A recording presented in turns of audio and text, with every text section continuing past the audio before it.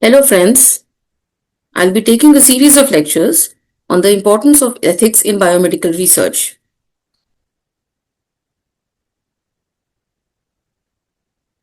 This is the outline of my talk today. First, let us discuss what is biomedical research. Biomedical research is the name given to scientific study of living organisms, primarily humans, but it also includes animals, with the goal of understanding disease, developing treatments, and improving the health outcomes. And biomedical research combines biology, medicine, and technology in order to advance knowledge in health and disease. Now, biomedical research can either be basic research, which is the bench-side research. It could be clinical research, which involves patients, or it could be translational research, where there is a kit or a diagnostic method involved. Why is there so much of talk about ethics in biomedical research? Ethics is very important. Why? Because it protects participants from harm, it respects their autonomy to make decisions, it builds trusts and public confidence in the scientific research that is being conducted, it prevents exploitation of the vulnerable groups, and thereby ensures integrity and credibility of the research and its outcomes. And hence, it balances scientific progress with respect for individual rights. Ethics had a long history of historical evolution. On the global scenario, it started after the Second World War with Nuremberg Code, went on to with Declaration of Helsinki by the World Medical Association, which emphasized informed consent and the need for ethics committee to review all biomedical research. On the Indian side, it started with the Indian Council of Medical Research framing guidelines in the 1980s for conducting biomedical research in India, and these guidelines have been updated time and again. Currently, we have the National Ethical Guidelines for Biomedical and Health Research Involving Human Participants by ICMR of 2015, which was published in 2017. And recently, ICMR also came up with the guidelines for application of artificial intelligence in biomedical research and healthcare. So let's have a look at the key ethical principles. The four main ethical principles that any biomedical research has to take care of include respect for persons, which is autonomy, non-maleficence, beneficence, and justice. Let's talk about them one by one. Now, what is autonomy or the principle of respect for persons? This principle basically emphasizes the right of individuals or the participants in any biomedical research to make decision about their participation in this research freely and with complete understanding of the research, of what they would be involved in and what are the risks and the benefits. So the key components of this principle of ethics is informed consent, voluntary participation, and the individuals having the capacity to consent. The principle of beneficence says that all biomedical researchers have the obligation to maximize the potential benefits to the participants while minimizing the possible risks and the harm. So we have to maximize the benefit and minimize the harm by doing a very nice risk-benefit analysis. The principle of non-maleficence says that researchers have to avoid causing intentional harm to the participants. So it basically is the tenet of ethics which says do no harm at all times. So it incorporates the safety measures and the post-trial care in biomedical researchers. The principle of justice emphasizes fairness in the distribution of the benefits and the burden of research across different populations. Based on the biomedical research topic and the methodology, all the eligible participants should be given equal chances of being included in the study. So this basically talks about fair distribution, equitable selection of participants, and access to benefits of the research.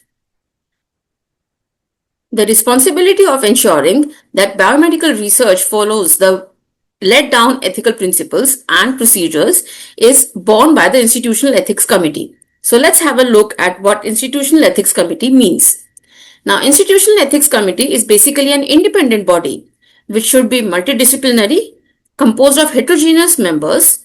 It is established by all medical institutions and research organizations to review, approve, and monitor the biomedical and clinical research to ensure that they meet the established ethical standards.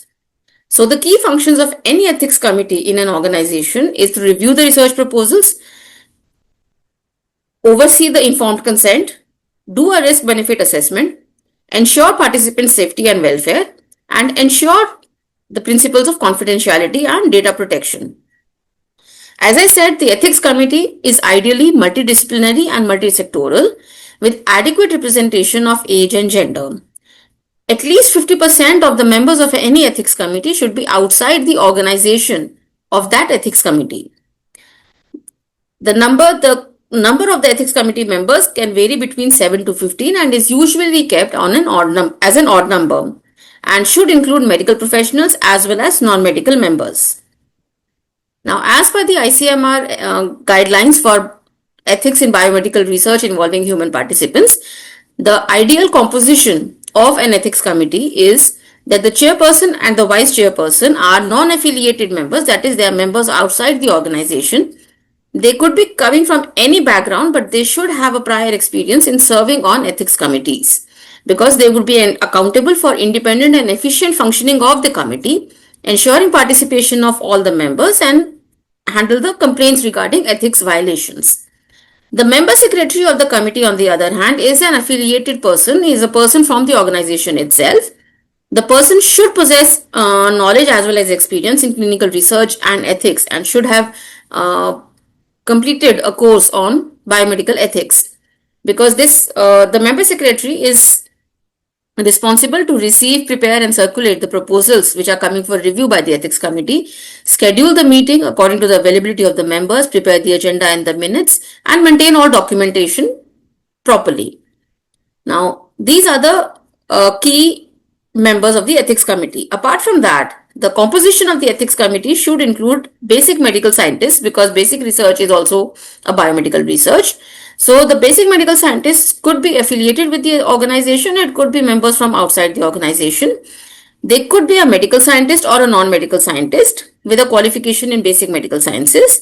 Their main responsibility lies on assessing the intervention, the benefit risk analysis, the research design, the methodology, and so on.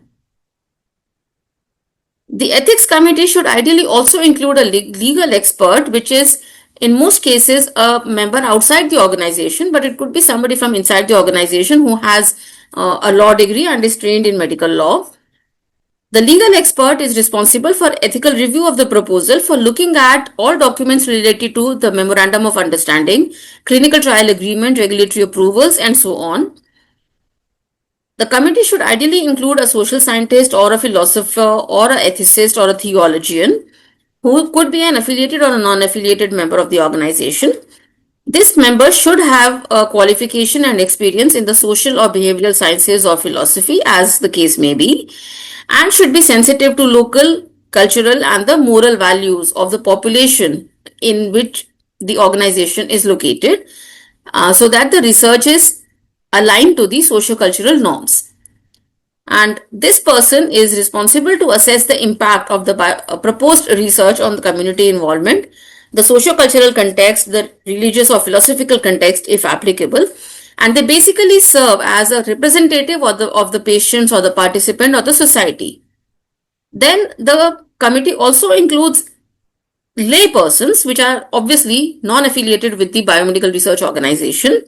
This person should be a literate person from the community from whom the participants are going to be recruited from, and preferably not having had any connection with a health-related career, because this member would be required to evaluate the benefits and risks from the participant's perspective in a neutral way and opine whether the benefits would justify the risks involved in the research. Now, after the ethics committee has been constituted, for an organization that is undertaking biomedical research involving human participants but is not involved in clinical trials, the ethics committee should be registered with the Department of Health Research, Ministry of Health and Family Welfare, Government of India. And for ethics committees which approve biomedical research including clinical trials, the ethics committee has to be registered with the Central Drug and Standards Control Organization, or CDSCO. The quorum for conducting the ethics committee meeting is that a minimum of 5 members should be available, including the chairperson or the vice chairperson. should include the attending members should include both technical and non-technical members, and at least one of the non-affiliated members should be present in the meeting. It is preferable for the lay person to be available for the meeting so that the patients or the participants' rights are adequately represented. Now, ethics committee can decide to have a set of alternate members which could be invited on a case-to-case basis for decision making to meet the quorum requirement if the designated members are frequently not available for the meetings. In addition, the ethics committee can also have a panel of subject experts or representatives from specific patient groups that could be called for the meeting from time to time. The basic procedure for ethics committee review by any ethics committee includes the submission of research proposals by the principal investigator to the member secretary of the ethics committee. It should be accompanied by a cover letter. The form should indicate what type of review is requested. I'll be talking about the type of ethics review in a while. There is a standard application form of ethics review which is now available with the handbook of the ICMR guidelines, which is available on the ICMR website. The informed consent and the participant information sheet should be bilingual according to the state or the community in which the research is proposed. There is an undertaking which has to be signed by the investigators. The ethics committee also looks at the list of ongoing research studies of the principal investigator and the conduct of all these previous studies. The brief CV of the investigators have to be attached, and the case record forms or the questionnaires, if it's a questionnaire based study, have to be submitted for review by the ethics committee. Now, there are three types of ethics committee review which can be requested by the principal investigator. Whether the committee accepts that request of a particular review is up to the committee. Now, in most of the cases, biomedical research proposals go for a full committee review because all proposals with more than minimal risk to the participants demand a full committee review. However, there are certain exceptions to this. For example, if there is a research to be done on the data which is available in the public domain, for example, the National Family Health Survey data, the Demographic Health Survey data, they are available in public domain. So if a secondary data analysis has to be done on that data, such a research can be exempted from ethical review because the individual participant information is not being exploited or included in the research.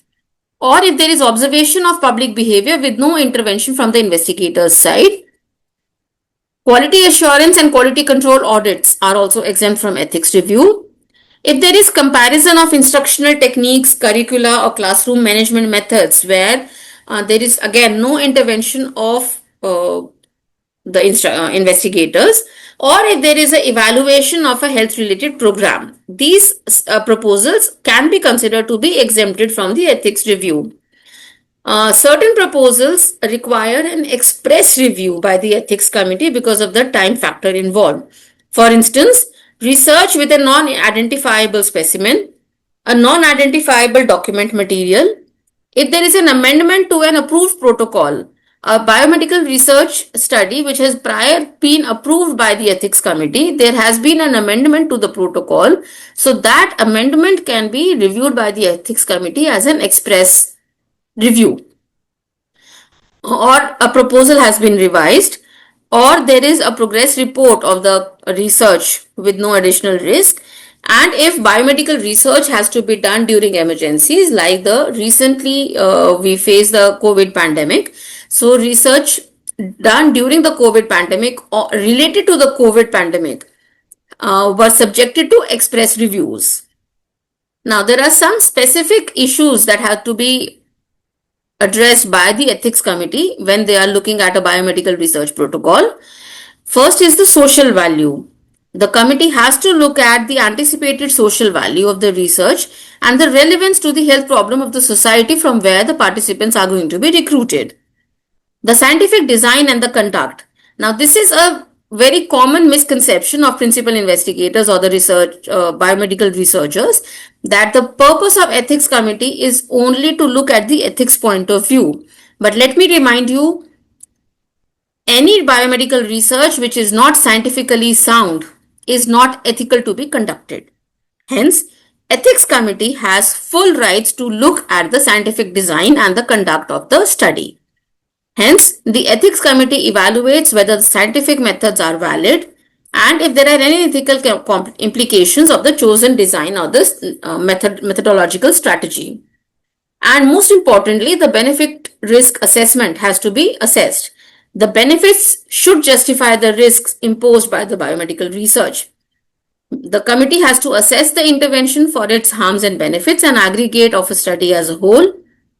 The plan for risk management advice regarding risk minimization should be included in the proposal. Then comes the study population selection and recruitment. The committee should look at ensuring that the population studies recruitment is voluntary. It should be non-coercive. There should be a fair selection as per the inclusion and the exclusion criteria. The exclusion criteria should not include any tenet which specifically excludes any section of the society without any scientific basis for it. There should be a distributive selection. The participants should be given full chance to opt out of the research, and if a specific vulnerable group is being recruited, there should be a proper and valid justification for the same. Now, if the research, the proposal includes a scope for payment for participation, then the plan for payment should be assessed by the ethics committee, whether it is being offered as an incentive, as a reimbursement of the incurred cost or the incidental expenses.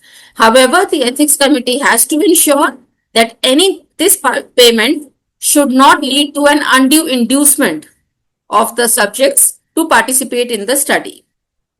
The privacy and confidentiality of the included participants have to be maintained by the principal investigators. For community considerations, the biomedical research should protect the community interests and address their needs. There should be no stigma or discrimination during the conduct of the research, and a plan for communication of results to the community, if required, should be incorporated. For a good biomedical research, it's important that the research team, including the principal investigator, have the necessary qualifications and the experience required to conduct that study. The selected study site should allow them to have adequate representation of participation as required for the research.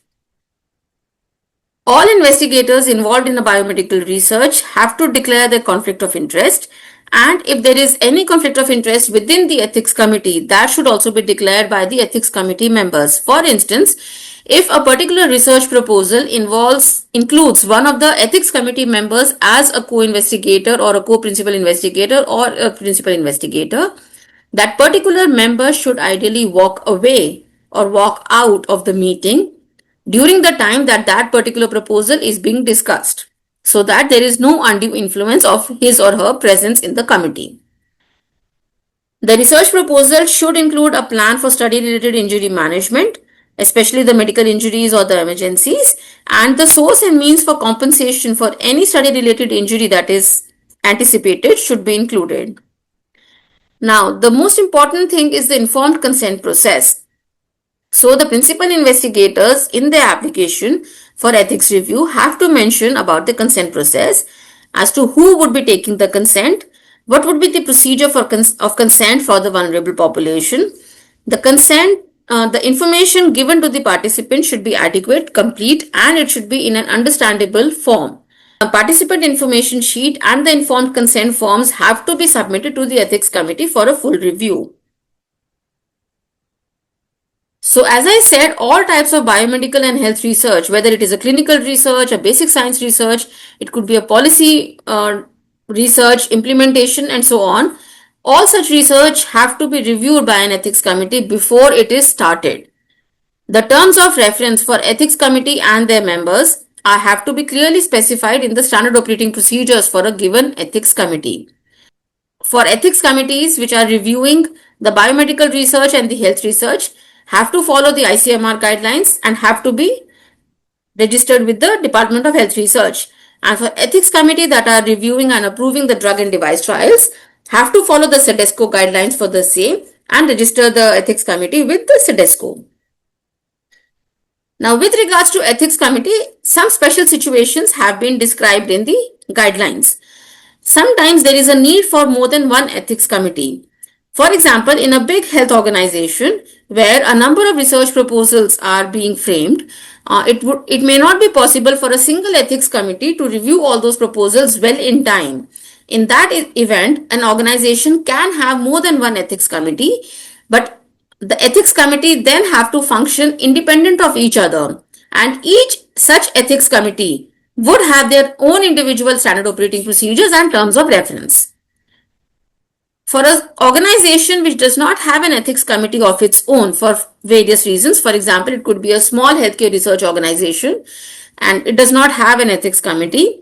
In that situation, that particular organization can use an ethics committee of another institution in its vicinity, which it becomes the host institution.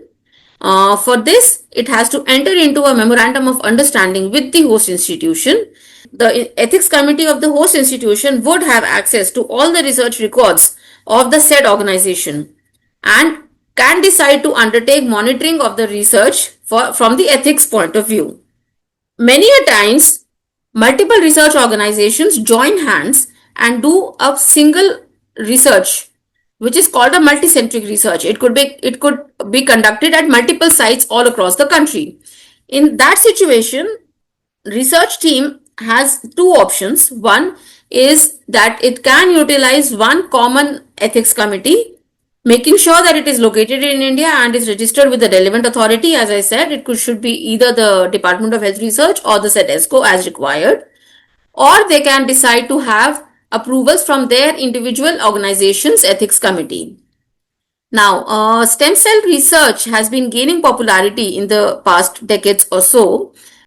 For stem cell research, all such proposals should be evaluated and approved by an institutional committee for stem cell research before being placed in front of the ethics committee.